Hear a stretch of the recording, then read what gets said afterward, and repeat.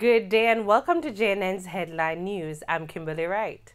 In the headlines at this time, one man was shot dead by unknown assailants Monday morning in the vicinity of an exotic nightclub in Port Antonio. This is the third recorded murder in the parish for the year. Reports suggest that the victim was chased and then shot by a gunman shortly after 3 a.m. near a house along Bridge Street. The identity of the deceased is not yet known.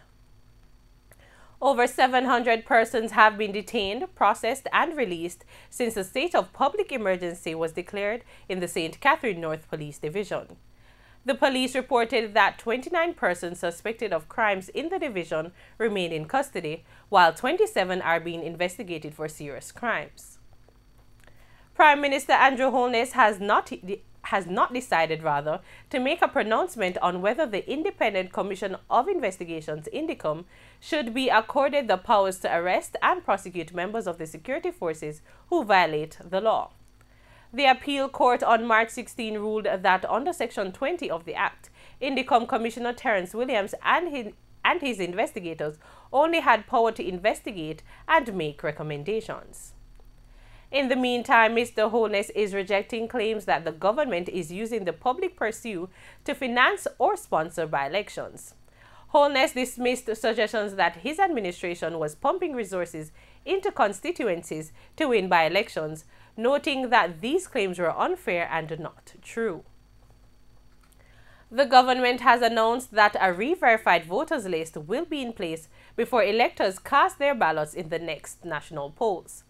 The parliamentary opposition has accused the government of reneging on its commitment to allocate funds in the budget to carry out a re-verification of the current voters list. Veteran journalist Faye Ellington will be the new face of one of Television Jamaica's most renowned programs, Profile. The iconic media personality is set to begin hosting on April 1. Ms. Ellington, however, made it clear that she has no desire to compete with the legacy set by her predecessor, the late Ian Boyne. The Jamaica Association of Composers, Authors and Publishers, JCAP, has reportedly lost the first round in its legal battle with local cable providers to collect fees. A Supreme Court judge ruled recently against the organization in its battle with a Manchester-based cable company. JCAP had sued Mars Cable Company and its owner Marlon Allen for failing to pay fees for using overseas content.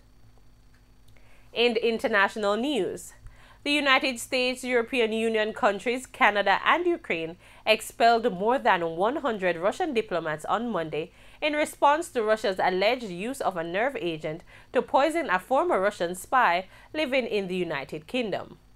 President Donald Trump on Monday ordered the expulsion of 60 Russian diplomats that the U.S. identified as intelligence agents and the closure of the Russian consulate in Seattle.